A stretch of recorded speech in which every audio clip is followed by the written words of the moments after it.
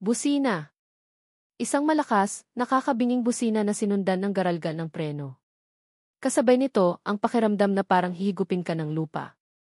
Hindi pa man sumisikat ng lubusan ang araw sa abalang kanto ng Barangay Tagpuan, pakiramdam ni Liliana, Lia, Dimas Salcedo ay katapusan na ng lahat. O baka naman, ito pala ang simula ng isang napakalaking unos na iayanig sa payak niyang mundo.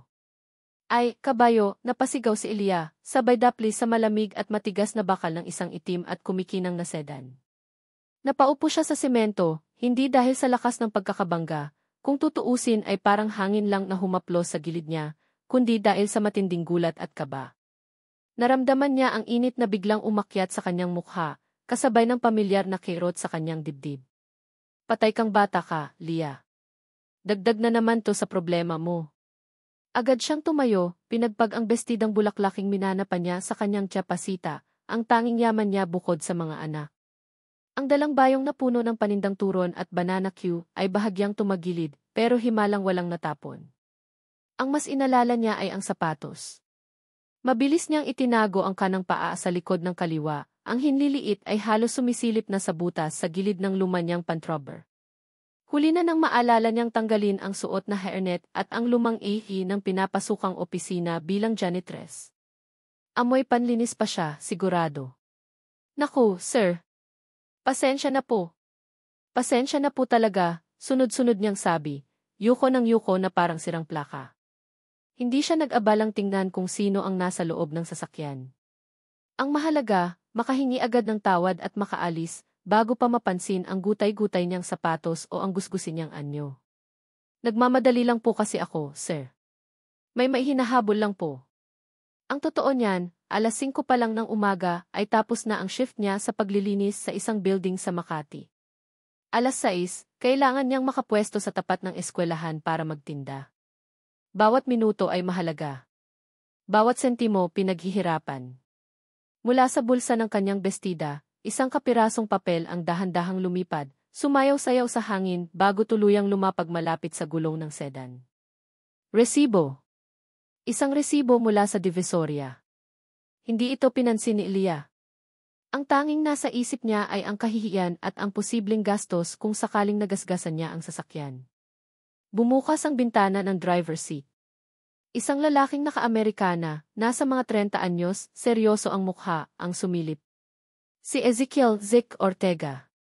Bagong balik lang sa Pilipinas, matapos ang ilang taong pag-aaral at pagtatrabaho sa Amerika para pamahalaan ang kumpanya ng pamilya. Medyo gulo pa ang buhok, halatang bagong gising at minadali lang ang bihis. Papunta sana siya sa isang maagang breakfast meeting. Miss, okay ka lang ba? Tanong ni Zic, ang boses ay kalmado pero may bahid ng inis. Napansin niya ang pamumutla ng babae at ang panginginig ng mga kamay nito. Nakita rin niya ang sapatos, ang butas, at ang pagtatakip nito. Isang kislap ng awa o pagtataka ang dumaan sa mga mata niya. Oo po, sir. Okay lang po ako. Pasensya na po ulit. Sige po, mabilis na sagot ni Elia, hindi pa rin makatingin ang diretsyo. Akmang tatalikod na siya nang mapansin ni Zic ang resibo sa semento. Teka, miss. May nahulog ka, sabi ni Zic, bubuksan na sana ang pinto para pulutin ito. Pero mas mabilis si Elia. Ay, huwag na po, sir. Baka basura lang yan. Sige po, salamat po.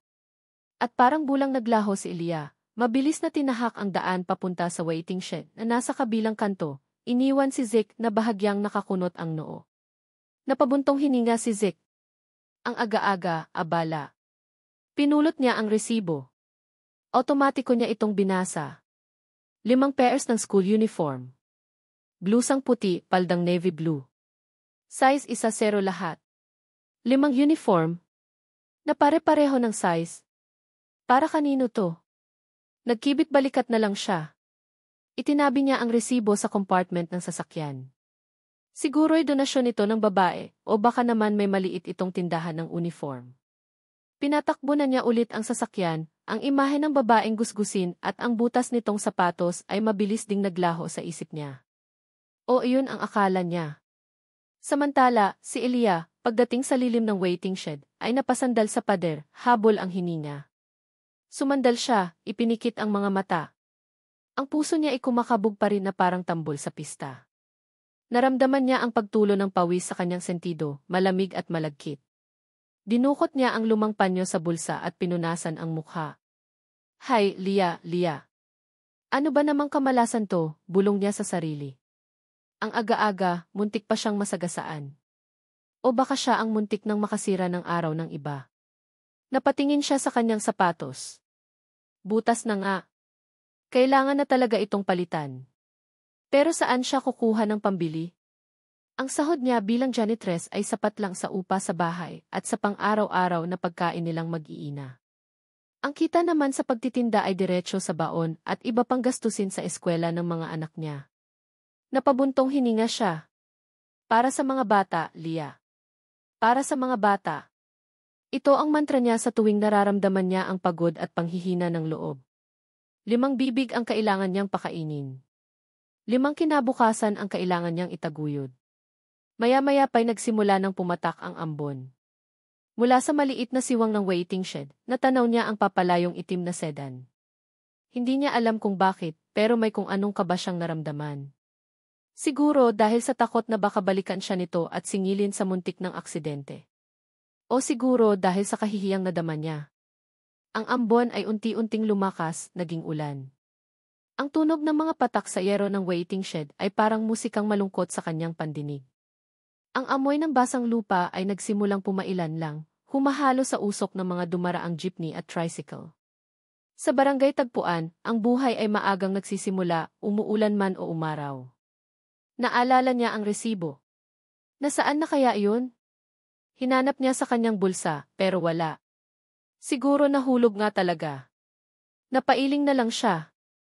Hindi naman siguro iyon importante. Listahan lang naman iyon ng mga kailangan niyang bilhin kapag nakaipon na siya. Mga bagong uniform para sa pasukan. 5 blusa, 5 palda. Pare-pareho ng sukat.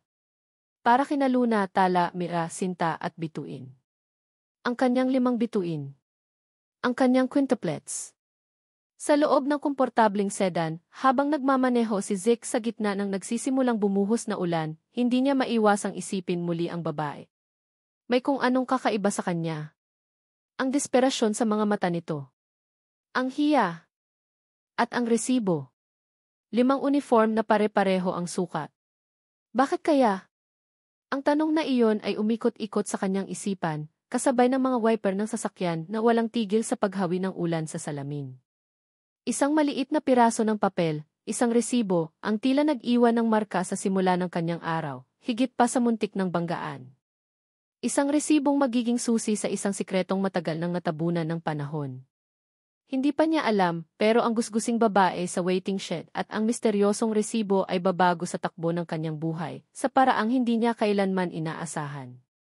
Ang ulan sa labas ay patuloy sa pagbuhos, tila ba may dalang mensahe mula sa tadhana, isang tadhanang kasing gulo ng traffic sa EDSA, kasing hirap unawain ng butas na sapatos, at kasing singhangin ang biglaang pag-ulan sa umaga.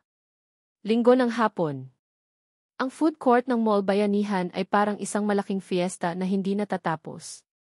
Ang ingay ng mga nag-uusap, tawanan ng mga barkada, iyak ng mga batang ayaw paawat, at ang walang humpay na anunsyo sa system ay nagsasama-sama, lumilikha ng isang pamilyar na ugong. Ang amoy ng iba't ibang pagkain, mula sa matamis na barbeke, maasim na sinigang, hanggang sa pritong manok na paborito ng bayan, ay naghahalo sa hangin, nakakagutom, nakakaaliw. Dito, sa gitna ng makulay at maingay na mundong ito, madalas magpalipas ng oras ang maraming pamilyang Pilipino. Sa isang sulok, malapit sa stall ng nagtitinda ng halo-halo at mais con yelo, may isang maliit na entablado, o mas tamang sabihin, isang espasyong itinabi para sa mga gustong magpakitang gilas. Dito madalas may mga kumakanta, sumasayaw, o kung minsan, may mga magic show pa nga para sa mga bata. Ngayong hapon, 5 paslit na babae ang umaagaw ng pansin. Maaga andang binibini, sa aming munting tinig, kayo'y maaaliw, bili na kayo ng aming jingle, barya lang po, sapat na, sintonado pero puno ng siglang kanta ng 5.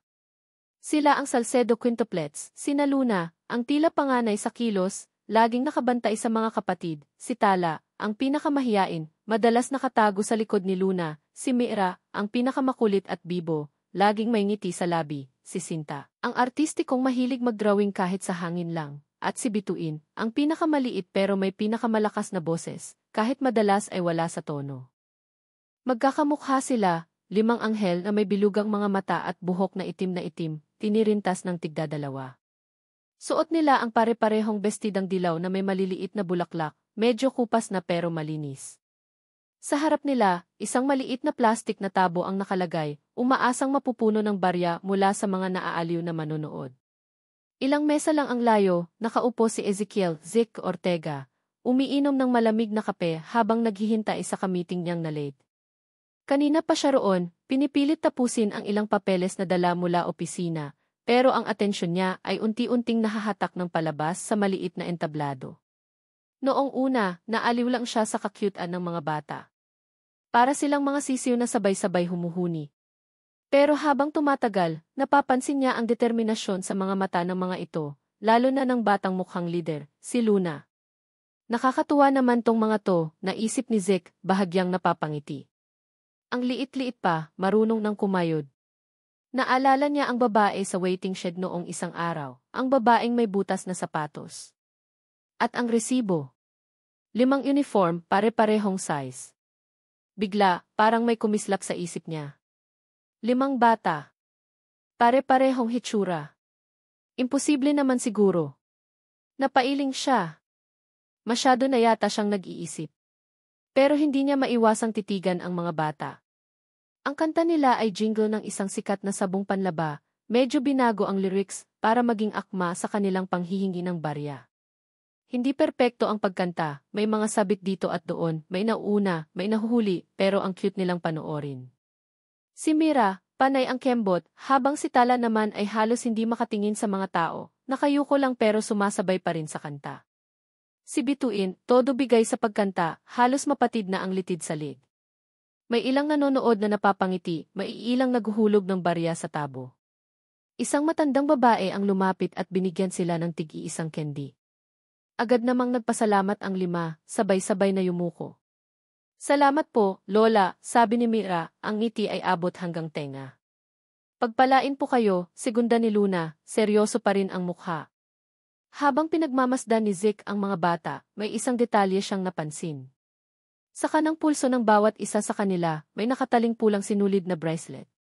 Simple lang, parang pisi na itinali, pero pare-pareho. Bigla, parang may kung anong dumaloy na kuryente sa buong katawan ni Zic. Automatiko niyang kinapa ang sariling kanang pulso.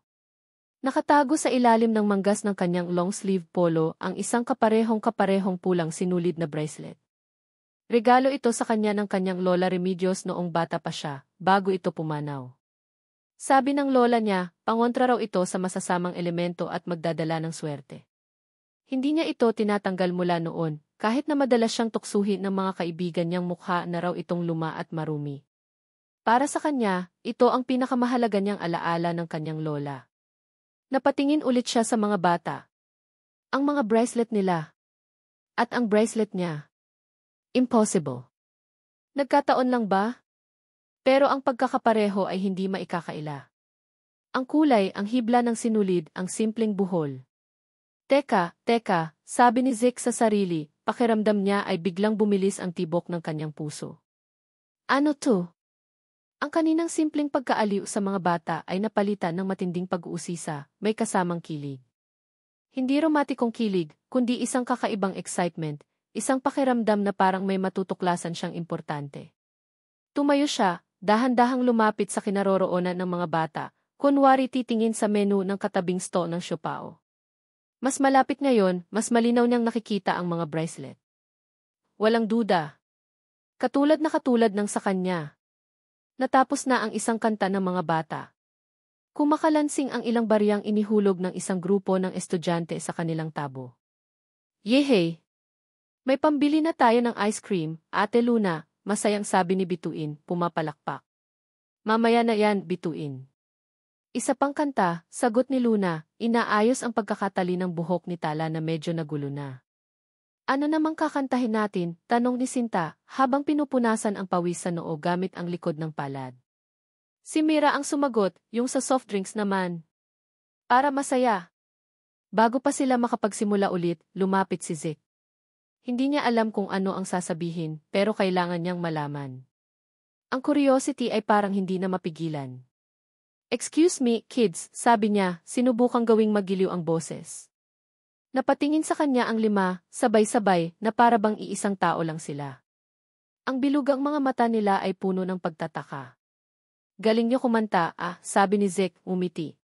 Dinukot niya ang wallet, kumuha ng ilang buong perang papel, hindi barya, at inilagay sa tabo nila. Napanganga ang mga bata, lalo na si Mira at Bituin. "Wow! Thank you po, Kuya Pogi," bulalas ni Mira, hindi na napigilan ang sarili. Napatawa si Zeke. "Walang anuman. Ang gaganda naman ng mga bracelet niyo. Saan niyo nabili yan?" tanong niya, sinubukang gawing kaswal ang tono, pero ang mga mata niya ay nakatutok sa mga pulang sinulid. Nagkatinginan ang mga bata. Si Luna ang sumagot, "Bigay po ito sa amin ni Mama." Sabi niya, swerte raw po to. "Mama!" Kumabog ulit ang dibdib ni Zeke.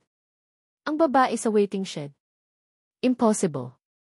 Ang layo ng hitsura ng mga batang ito sa gusgusing babae. Pero ang resibo 5 uniform at ngayon, ang 5 bracelet na kapareho ng sa kanya. Talaga? Ang lola ko kasi, binigyan din ako ng ganito, sabi ni Zeke, bahagyang itinaas ang manggas ng polo para ipakita ang sarili niyang bracelet. Nanlaki ang mga mata ng 5. Sabay-sabay silang napatingin sa pulso ni Zeke, tapos sa mga pulso nila, tapos pabalik ulit kay Zeke. "Wow! Parehas po tayo," sabi ni Sinta, manghang-mangha. "Nga, no," dagdag ni Tala, sa wakas ay nagsalita, hindi na gaanong nahihiya.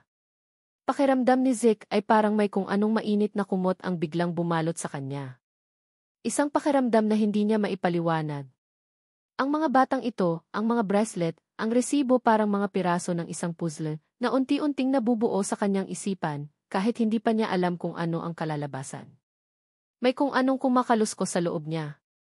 Isang sikreto.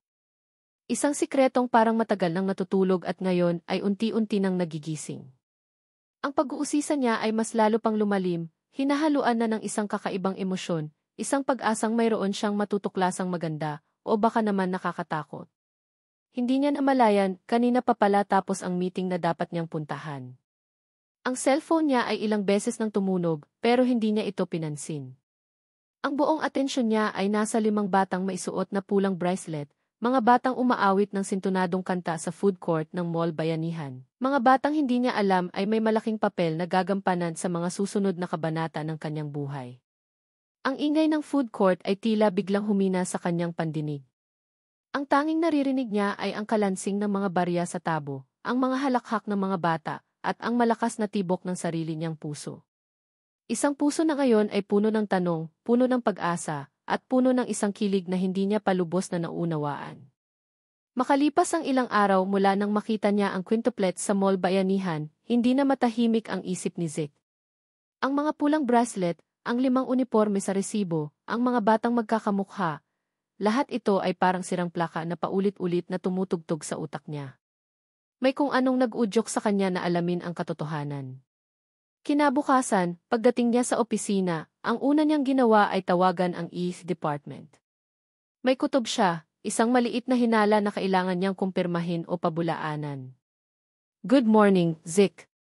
What can I do for you?" bati ni Imref Reyes, ang matagal ng EC manager ng Ortega Corp. "Good morning, Imref Reyes. I just have a quick, probably unusual, question," simula ni Zeke, medyo alanganin. Yung mga janitorial staff natin for the evening shift, particularly for this floor may know who they are. Or specifically, may babae ba tayong janitress for the evening shift? Narinig niya ang mahinang kaluskos ng mga papel sa kabilang linya. "Let me check, Zeke. Yes, we have 1 female janitorial staff assigned to the executive floors, including yours. Her name is Liliana Salcedo." "Bakit mo na itanong?" "Liliana Salcedo." Parang may tumusok na karayom sa dibdib ni Zeke. Ang apelyido. Salcedo. Katulad ng apelyido ng quintuplets. At ang pangalan, Liliana. Leah. Posible kayang siya yung babae sa waiting shed. Ang babaeng may butas na sapatos.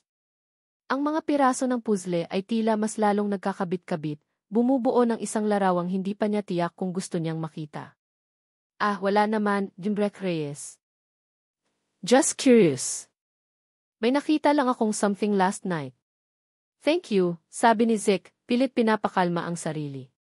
Pagkababa ng telepono, napasandal siya sa kanyang swivel chair. Liliana Salcedo.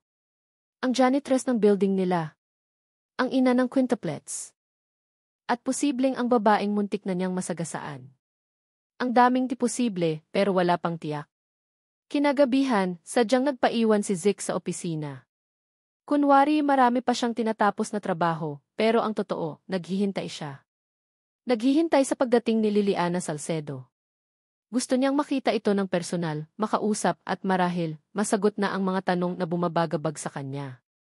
Bandang 9:00 ng gabi, nang halos wala ng tao sa kanilang palapag, narinig niya ang mahinang kalampag ng timba at mop mula sa pantry. Dahan-dahan siyang lumabas ng kanyang opisina. Sumilik siya sa siwang ng pinto ng pantry. At doon, nakita niya ito. Si Elia. Nakatalikod dito, abala sa paghugas ng isang pamilyar na bagay sa lababo, isang puting blusa at isang navy blue na palda. School uniform. Ang isa sa 5 pares na nasa resibo. Ang puso ni Zeke ay biglang kumabog ng malakas. Siya nga. Ang babae sa waiting shed. Ang ina ng quintuplets na may pulang bracelet. Ngayon, sigurado na siya. Puno ng sabon ang mga kamay ni Elia, masigasig niyang kinukusot ang uniforme. Ang tubig mula sa gripo ay umaagos, ang bula ay tumutulo sa sahig, lumilikha ng maliliit na puting ulap sa tiles. Ang amoy ng detergent soap ay banayad na lumulutang sa hangin, pamilyar na amoy sa mga tahanang Pilipino. Nakasuot si Elia ng kupas na t-shirt at pantalon, ang buhok ay nakatali sa isang simpleng ponytail. Pagod ang baka sa kanyang mukha, pero may determinasyon sa bawat kilos niya. Hindi na napigilan ni Zeke ang sarili. Pumasok siya sa pantry. Leah, mahinang tawag niya. Gulat na napalingon si Elia. Nang makita niya si Zeke, ang lalaking may-ari ng sedan na muntik na niyang mabangga, ang lalaking gayon ay alam niyang isihi ng kumpanyang pinaglilingkuran niya, bigla siyang namutla. Ang hawak niyang uniforme ay muntik nang mabitawan. Sir Ezekiel, nautal niyang sabi, ang mga mata ng lalaki sa gulat at takot. Ano pong ginagawa niyo rito? Gabing-gabi na po. Ako dapat ang magtanong yan sa'yo, Leah, sabi ni Zeke, sinubukang maging kalmado. Bakit dito ka naglalaban ng uniforme ng mga anak mo? Napayuko si Leah, ang mga pisngi na mumula sa hiya. Pasensya na po, sir. Nasira po kasi ang washing machine namin sa bahay. At kailangan na po nilang maisuot to bukas. Itinago niya ang mukha sa likod ng braso, na para bang nahihiya siyang makita ni Zeke sa ganoong kalagayan. Naawa si Zeke sa nakikita. Ang isang ina na gagawin ang lahat para sa kanyang mga anak, kahit pa ang maglabas sa pantry ng opisina sa kalaliman ng gabi. Pwede naman kitang tulungan, Leah, alok ni Zeke, ang boses ay mas malumanay na ngayon. May extra cash ako rito. Pwede mong ipalaundry na lang yan o bumili ng bago. Mabilis na umiling si Elia, itinaas ang mukha, ang mga matay may bakas ng pride. Naku, sir, wag na po. Nakakahiya naman po. Kaya ko pa naman po. Hindi po ako tumatanggap ng limos. Ang boses niya ay mahina pero matatag. May kung anong humanga si Zeke sa katatagan ni Elia. Sa kabila ng kahirapan, nananatili itong may dignidad. Napansin ni Zeke ang isang lumang lunchbox na nakapatong sa gilid ng lababo. Isang asul na lunchbox na may sticker ng paboritong cartoon character ng mga bata noon. Pero ang mas nakaagaw ng pansin niya ay ang pangalang nakasulat dito gamit ang permanent marker, medyo kupas na pero nababasa pa, Ramon Salcedo. Parang binuhusan ng malamig na tubig si Zeke. Ang pangalan. Ang apelyido. Ramon Salcedo. Ang kanyang matalik na kaibigan noong college. Ang kumpare niya. Ang taong kasama niya noong gabing iyon ang gabing huli niyang nalasing ng todo. Ang gabing iyon na pilit niyang kinakalimutan pero hindi niya magawa. Si Ramon. Ang asawa ni Leah. Ang ama ng quintuplets. Biglang nag-flashback sa isip ni Zeke ang mga alaala. Ang tawanan nila ni Ramon sa bar, ang mga bote ng alak, ang mga walang kwentang usapan. Si Ramon ang tanging saksi sa kalasingan niya noong gabing iyon. Ang gabing may nangyari na hindi niya matandaan ng buo, pero alam niyang may kinalaman sa isang babae. Isang babaeng hindi niya maalala ang mukha. Napatingin si Zeke kay Elia, tapos sa lunchbox, tapos pabalik ulit kay Elia. Ang pagkalito sa kanyang mukha ay napalitan ng isang mas matinding emosyon, takot. Takot sa posibleng katotohanan. Hindi kaya. Ang mga mata ni Elia ay napansin ang pagbabago sa ekspresyon ni Zeke. Sir, okay lang po kayo? Tanong niya, may pag-aalala sa boses. Hinawakan ni Zeke ang lunchbox. Ang plastik ay malamig sa kanyang palad. Ramon Salcedo. Si Ramon Salcedo, asawa mo siya, tanong ni Zeke, ang boses ay nanginginig ng bahagya. Tumango si Elia, isang malungkot na ngiti ang gumuhit sa kanyang mga labi. Opo, sir. Pumanaw na po siya, 5 taon na ang nakakaraan. Atake sa puso. May pumatak na luha mula sa kanyang mga mata, mabilis niya itong pinunasan gamit ang likod ng kamay. Siya po ang ama ng mga anak ko. Napalunok si Zeke. Ang hangin sa pantry ay tila biglang kumapal, nahihirapan siyang huminga. Ang mga piraso ng puzzle ay hindi lang nagkakabit-kabit, tila sila sumasabog sa kanyang harapan, inilalantad ang isang katotohanang mas masakit pa sa inaasahan niya. Si Elia. Si Ramon. Ang quintuplets. Ang gabing iyon. Ang pagkalito sa kanyang isip ay lumalaki, nagiging isang halimaw na handa siyang lamunin. Ang takot ay kumakalat sa bawat himaymay ng kanyang pagkatao. Takot na baka ang mga batang hinahangaan niya, ang mga batang may pulang bracelet na kapareho ng sa kanya, ay may mas malalim pang koneksyon sa kanya kaysa sa inaakala niya. Isang koneksyong hindi niya alam kung paano haharapin. Ang tunog ng tumutulong tubig mula sa gripo, ang amoy ng sabon, ang malamig na sahig ng pantry, lahat ay tila nagpapaalala sa kanya ng isang bangungot na unti-unti nang nagkakaroon ng anyo. Ang lunchbox ni Ramon Salcedo sa kanyang kamay ay parang isang mabigat na pasanin, isang simbolo ng isang nakaraang hindi niya matakasan. Ang mga sumunod na araw ay naging isang malaking palaisipan para kay Zeke. Ang mga imahe ni Elia na naglalabas sa pantry, ang lunchbox ni Ramon, ang 5 batang may pulang bracelet, lahat ay umiikot sa kanyang isipan, hindi siya pinatatahimik kahit sa pagtulog. Ang takot at pagkalito ay unti-unting nagbibigay daan sa isang matinding pangangailangan. Ang malaman ang buong katotohanan, gaano man ito kasakit. Hindi niya kayang basta na lang tanungin si Leah. Ano ang sasabihin niya? Leah, may nangyari ba sa atin 5 taon na ang nakalipas noong gabing lasing ako kasama si Ramon? Parang napakabastos at walang delikadesa. At paano kung mali siya ng hinala? Masisira lang ang tiwala at ang namumuong ano nga ba ito? Pagkakaibigan? O baka naman respeto lang sa isang ina na nagsisikap para sa kanyang mga anak. Kinausap ni Zeke ang kanyang abogado, si Atty. De Leon, isang matalik na kaibigan ng kanyang ama at pinagkakatiwalaan ng kanilang pamilya. Ikinuwento niya ang lahat, maliban sa detalye ng gabing iyon, kasama si Ramon, iyon ay isang sikretong dadalhin niya muna sa kanyang sarili. Binigyang diin niya ang tungkol sa resibo, sa mga bracelet, at sa apelyido ni Elia. Zeke, this is a very delicate situation, sabi ni Atty. De Leon, seryoso ang mukha matapos makinig sa kwento. Kung may hinala ka na maaaring may kaugnayan ka sa mga bata, ang pinakamagandang gawin, for your peace of mind and for legal purposes, is to have a test done. Zana test.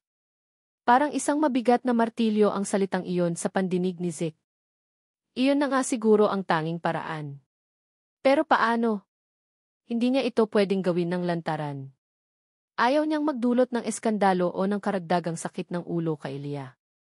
May paraan ba, Atty., na magawa ito ng discreetly? Tanong ni Zeke, ang boses ay halos pabulong. Tumango si Atty. De Leon. It can be arranged. We can get samples from the children, perhaps through their school or community health program, without raising suspicion. It's not ideal, but given the circumstances. Pumayag si Zeke, kahit na may kung anong kumikirot sa kanyang dibdib sa ideyang iyon. Pakiramdam niya ay nagiging tuso siya, isang bagay na taliwas sa kanyang pagkatao. Pero ang pangangailangang malaman ang katotohanan ay mas matindi. Para sa kapakanan ng lahat, sabi niya sa sarili, sinusubukang kumbinsihin ang sarili na tama ang kanyang ginagawa. Makalipas ang ilang linggo, sa tulong ng koneksyon ni Atty. De Leon, nakuha ang effigy samples ng quintuplets mula sa isang gift-free dental check-up program na isinagawa sa kanilang barangay. Si Zeke mismo ang nagbigay ng sarili niyang sample sa isang pribadong laboratorio. Ang paghihintay sa resulta ay parang isang walang katapusang parusa. Bawat araw ay puno ng agam-agam, ng kaba, ng kung ano-anong what-ifs. Isang hapon, habang nasa loob siya ng maliit at tahimik na kapilya ng San Isidro Labrador, ang patron saint ng kanilang bayan na madalas niyang puntahan kapag nalilito o may mabigat na dinadala, natanggap niya ang tawag mula sa laboratorio. Ang resulta ay handa na, ipapadala sa kanyang email. Nanginginig ang mga kamay ni Zeke habang binubuksan ang email sa kanyang cellphone. Ang liwanag mula sa screen ay tila sumisilaw sa kanyang mga mata. Ang paligid ay tahimik, tanging ang mahinang pagaspas ng mga dahon sa labas at ang paminsan-minsang lagitik ng mga kandila sa altar ang maririnig. Ang amoy ng mga bulaklak at natutunaw na kandila ay pamilyar, dapat sana ay nakakakalma, pero ngayon, parang lalo lang nagpapabigat sa kanyang dibdib. At doon, sa screen ng kanyang telepono, kitang-kita niya ang mga salitang tila iayanig sa kanyang buong mundo, paternity test result. Positive. Probability paternity, 99.9%. Napahawak si Zeke sa kanyang dibdib. Ang hangin ay tila naubo sa kapilya. Ang mga tuhod niya ay biglang nanghina. Ang 99.9% ay parang isang sigaw, isang kumpirmasyong hindi na niya matatakasan. Sila mga anak ko. Ang mga luha ay nagsimulang mamuo sa kanyang mga mata. Hindi luha ng saya, kundi luha ng gulat, ng pagkalito, ng takot, at ng isang emosyong hindi niya mapangalanan. 5 taon. 5 taon siyang nabuhay nang hindi alam na mayroon siyang 5 anak.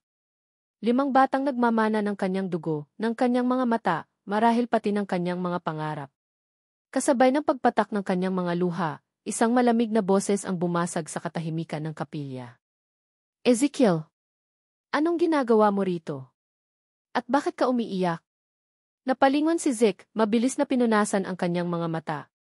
Nakatayo sa may pintuan ng kapilya si Amanda Ortega, ang kanyang tiyahin, kapatid ng kanyang ama, at ang kasalukuyang chairperson ng board ng Ortega Corp. Si Tita Amanda.